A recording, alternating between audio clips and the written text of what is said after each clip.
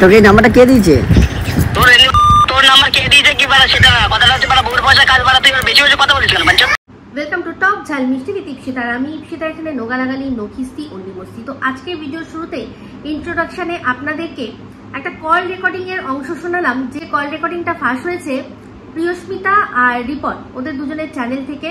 তো বিষয়টা কি আপনারা অবশ্যই বলবো যে ওদের চ্যানেলটা ভিজিট করুন, চ্যানেলের পুরো বিষয়টা জানতে পারবেন, মানে কল রেকর্ডিং এর পুরো অংশটা শুনতে পারবেন। আমি কিছুটা অংশ আপনাদেরকে শোনালাম। তো বিষয়টা কি হয়েছে, যারা ওদের ভিডিও দেখেন না বা ওদের এখন কি হয়েছে সেটা জানেন না, তাদের জন্যই একটুখানি ছোট করে ইন্ট্রোডাকশন দিয়ে দিই। প্রিয়স্মিতা আর রিপন, ওদের দুজনের চ্যানেল হচ্ছে লাভ সিন। আর শুধু লাভ সিন নয়, লাভ সিন ব্লগসও আছে, যেখানে কিনা ওরা লাভ সিনসে যে ভিডিওগুলো দেয় তারই সেটাই শুটিং করতে গিয়ে ওদের কিরকম এক্সপিরিয়েন্স হচ্ছে সেটা ডেলি ব্লগসের মাধ্যমে ওরা তুলে ধরে। আর তাছাড়াও প্রিয়স্মিতার আলাদা চ্যানেল আছে। তো ভীষণ পপুলার ফেস ইউটিউবের।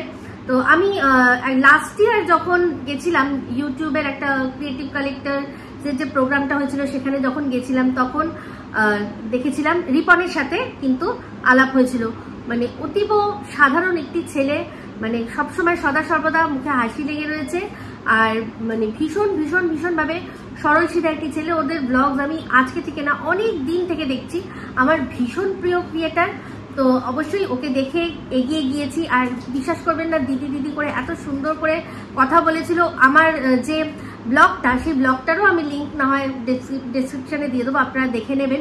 তো গিয়ে সবার প্রথম যে প্রশ্নটা করেছিলাম রিপনকে দেখে, প্রিয়স্মিতা কোথায়? তো বললো যে প্রিয়স্মিতার শরীরটা একটু ভালো না, তাই আসতে পারিনি, আমি এসছি। তো এখানে এদের যে সম্পর্কটা অনেক দিন থেকে দেখছি। তো লাভ সিনসে ওরা যে ওদের কন্টেন্টগুলো থাকে সেগুলো হচ্ছে বিভিন্ন গানের মাধ্যমে সুন্দর করে গল্প দেখায়, ভীষণ সুন্দর করে। তাছাড়াও ওদের আরো অনেক রকমের প্র্যাঙ্ক ভিডিও আছে, নানান রকমের খুব সুন্দর ক্রিয়েটিভ আইডিয়া দিয়ে তারা ভিডিও বানায়, আর তার সাথে সাথে ব্লগসও করে। তাছাড়াও ওদের রিলসগুলো ভীষণ সুন্দর লাগে। আমি লাস্ট মনে হয় দেখছিলাম যখন বৃন্দাবনে গিয়েছিল, তখন প্রিয়স্মিতা খুব সুন্দর এক একটা রিলস দিচ্ছিল, দারুণ লাগছিল। তো যাই হোক, যারা ওদের ভিডিও দেখেন না আমি তাদের অনুরোধ করব অবশ্যই দেখবেন। তো যাই হোক, এরকম এত সুন্দর একটা কাপল, ওদের হঠাৎ করে মানে ওদের জীবনে একটা নতুন করে কালো ছায়া নেমে এসছে। তো সেই কালো ছায়াটা কি, কিছু মানে অসভ্য ইতর জানোয়ার মানুষদের নজর, কুদৃষ্টি ওদের চ্যানেলে পড়েছে।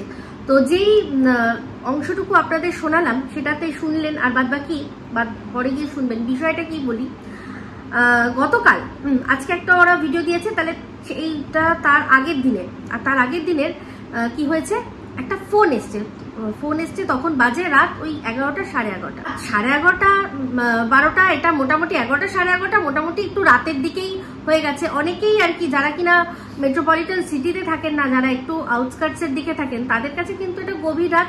মোটামুটি তারা খেয়ে ঘুমানোর মতো হয় ব্যবস্থা করছে বা ঘুমিয়ে পড়ছে, সেরকম সময় একটা ফোন আসলে কিন্তু, তাও আবার আননোন নাম্বার থেকে, যে কোনো মানুষ হয়তো ভাবে যে কি হলো, আত্মীয় স্বজন তাদের কোনো বিপদ আপদ হলো কিনা, এসব টেনশনেই হয়তো তারা ফোনটা ধরে, আননোন নাম্বার থেকেও ধরে। তো এরকম একটা ফোন নাম্বার থেকে ফোন এসছে, সেখানে ফোনটা ধরেছে কে না, রিপন ফোনটা ধরাতে প্রথমে তার সাথে বেশ ভালো আলাপ, যে তোমাদের ভিডিও দেখি, খুব ভালো লাগে, তোমাদেরকে খুব পছন্দ করি, তোমরা কি করো, কোথাও যাও, মানে নানান রকমের একটার পর একটা বিভিন্ন রকমের, মানে যেটা হয় না গায়ে পড়ে কথাবার্তা, সেরকম গায়ে পড়ে কথাবার্তা একজন আননোন মানুষ, সে সাবস্ক্রাইবার সেজে করছে। তো যত বড়ই আর কি ফ্যান হোক না কেন, ফ্যানটা যতটা মানে একটা লিমিট থাকে, ফ্যানেরও ঘোরার যেমন একটা লিমিট থাকে, তো তেমনি প্রত্যেকটা ফ্যান তারও কিন্তু কথাবার্তার একটা লিমিট থাকে। তো সেই লিমিটটা যখন ক্রস করে যাচ্ছিল, একই কথা ভেজর করছিল, বুঝতেই পারা যাচ্ছে। তখন কি করেছে, তখন রিপন বিরক্ত হয়ে ফোনটা কেটে দিয়েছে। তো ব্যাস, যেই কেটে দিয়েছে তারপর আবারও সঙ্গে সঙ্গে ঘুরিয়ে কল। আর এইবার যে ফোনটা আবার রিপন ধরেছে, তখনই শুরু হয়েছে অকথ্য ভাষায় গালিগালাজ, যার কিছুটা অংশ আপনাদের আমি আজকে ভিডিওর প্রথমে ইন্ট্রোডাকশনে শোনালাম। তো সেরকম মানে মা বাপ তুলে গালাগালি দিচ্ছে, দিয়ে বলছে যে এই ফোনটা কাটলি কেন, খাস তো বউয়ের পয়সায় খাস, আবার এত ফুটানি কেন? তো এই যে বউয়ের পয়সায় খাস, বউয়ের পয়সায় খাস, এই কথার খুব সুন্দর করে একটা ছোট্ট করে উত্তর দিয়েছে প্রিয়স্মিতা, সেটা শুনুন।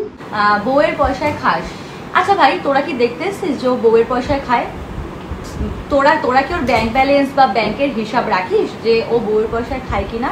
আর সব থেকে বড় কথা, তোমরাও ভালো করে জানো যে একটা ভিডিও তৈরি করতে গেলে ভিডিওর ফ্রন্টে যে থাকে শুধুমাত্র তার হাত থাকে না। সেগুলো তো এখানেও পরিষ্কার বলছে যে একটা ভিডিও করতে কতটা এফোর্ট লাগে, একটা যে চ্যানেল চালাতে কতটা এফোর্ট লাগে।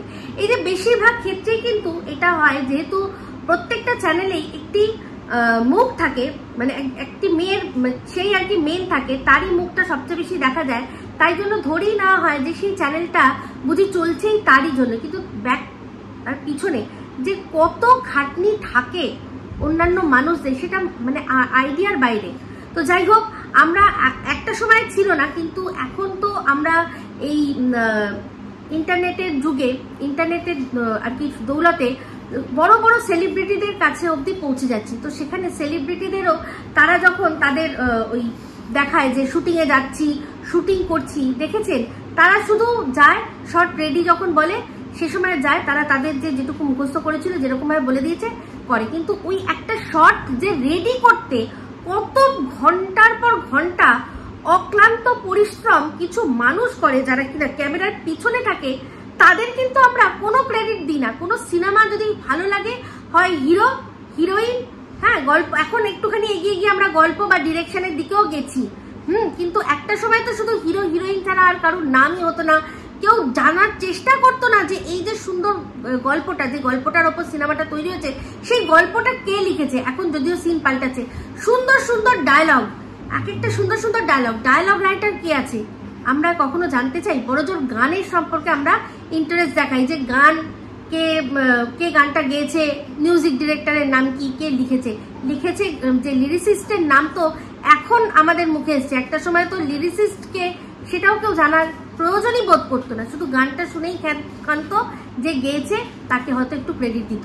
তো এই যে ক্যামেরার পিছনে থাকা যে মানুষ, তার মধ্যে রিপন তো রয়েছে, শুধু রিপন নয়, আমি যেহেতু ওদের ভিডিও অনেক দিন থেকে দেখছি, তাই জন্য জানি রিপনের পুরো টিম রয়েছে। রিপনের ফ্যামিলির লোকরাও কিন্তু ওই যে ওরা যে এক একটা ভিডিও বানায়, সেখানে তারা অ্যাক্টিংও করে, তাহলে সেক্ষেত্রে সেই সব মানুষের কোনো ক্রেডিট নেই, শুধু প্রিয়স্মিতার মুখটাই দেখা যাচ্ছে। তাই প্রিয়স্মিতাই ইনকাম করছে আর তার পয়সায় খাচ্ছে। কি বোকা বোকা কথা না?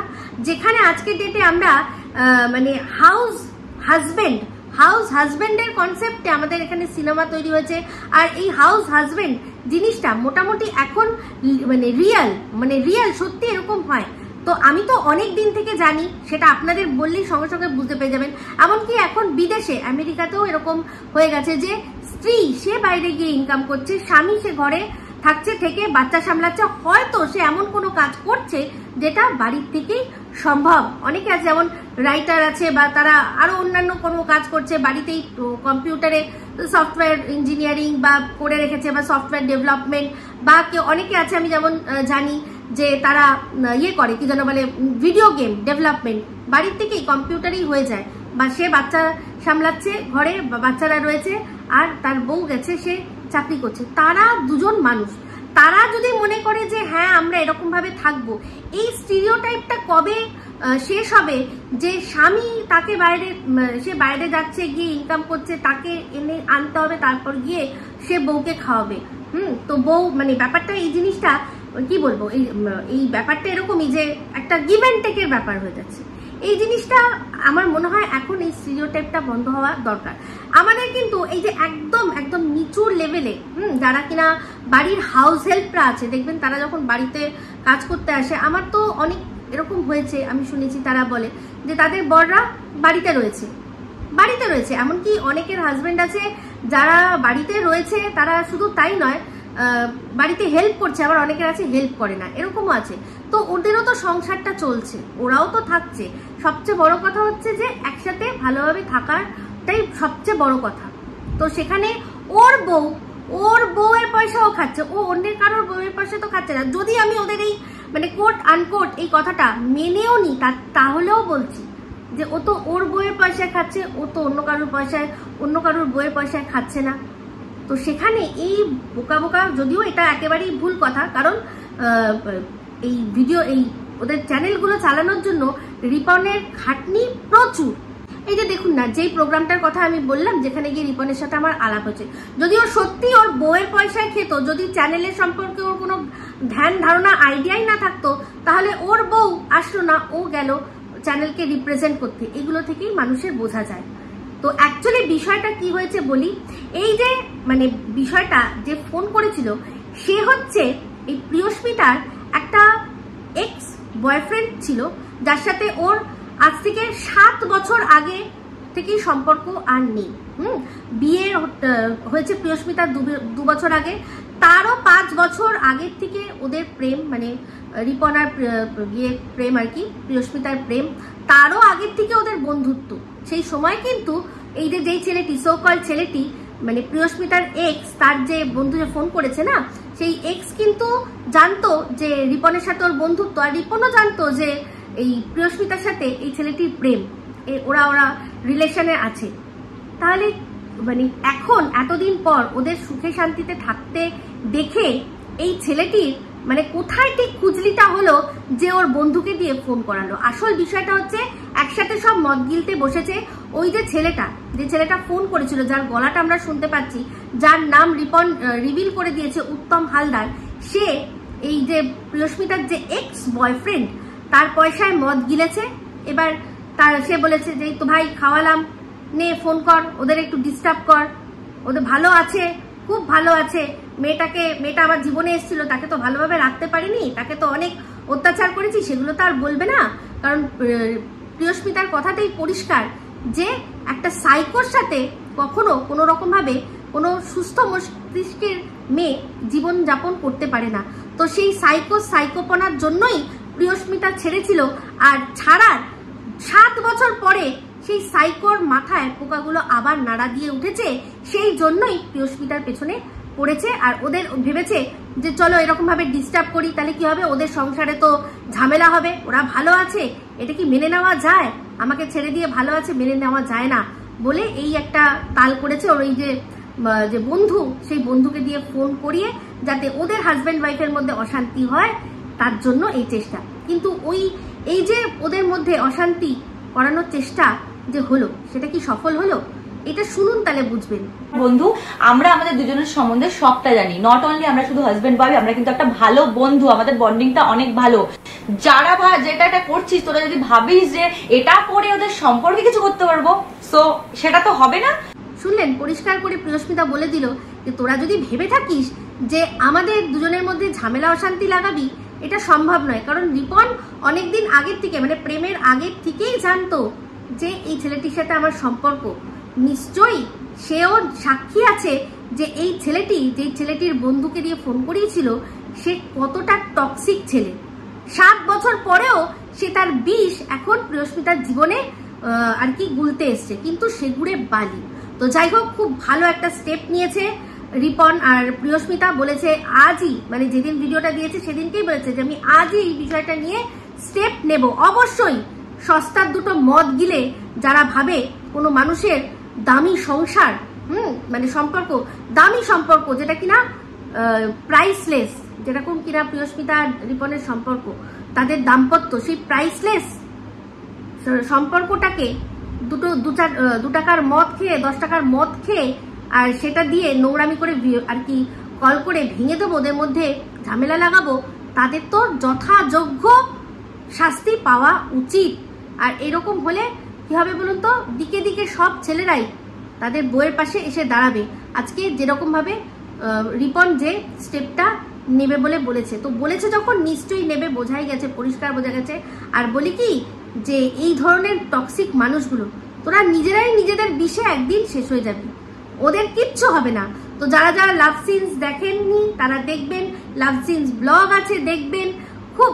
আর এই যে রিপন প্রিয়স্মিতার যে আরেকটা চ্যানেল, সেটাও দেখবেন। তো সব কটা চ্যানেলকে আমি মেনশন করে দেবো, আপনারা ওখান থেকে পেয়ে যাবেন, ঠিক আছে? তো যাই হোক, প্রিয়স্মিতা আর রিপনকে বলবো এইরকম ভাবেই তোমরা একে অপরের সাথে একদম রক সলিড হয়ে দাঁড়িয়ে থাকো। তোমরা যদি এরকম শক্তভাবে দাঁড়িয়ে থাকো না, পৃথিবীর কোনো ঝড় ঝাপটা ঝঞ্ঝা তোমাদের এক মুহূর্ত সরাতে পারবে না। অনেক অনেক ভালোবাসা নিও, অনেক আশীর্বাদ রইল তোমাদের দাম্পত্যের জন্য, তোমাদের কেরিয়ারের জন্য। খুব ভালো লাগে তোমাদের ভিডিও, এরকম ভাবেই আমাদের এন্টারটেইন করতে থাকো। আর এইরকম ভাবেই এই অসভ্য জানোয়ার ইতরগুলোর মুখ থেকে মুখোশ খুলে দাও, আর তাদের ওপর যথাযোগ্য স্টেপ নাও, যাতে ফার্দার কোনোভাবে কোনো ছেলে এরকম চেষ্টাই না করে যে ও কোনো মেয়ের জীবনে এরকম ভাবে বিষ ঘোলার। ঠিক আছে, চলো এই অবধি রাখছি এই ভিডিওটা। যদি ভালো লাগে অবশ্যই লাইক শেয়ার কমেন্ট করতে ভুলবেন না। যারা চ্যানেলটা সাবস্ক্রাইব করেননি তারা সাবস্ক্রাইব করে নেবেন। সবাই ভালো থাকবেন, সুস্থ থাকবেন।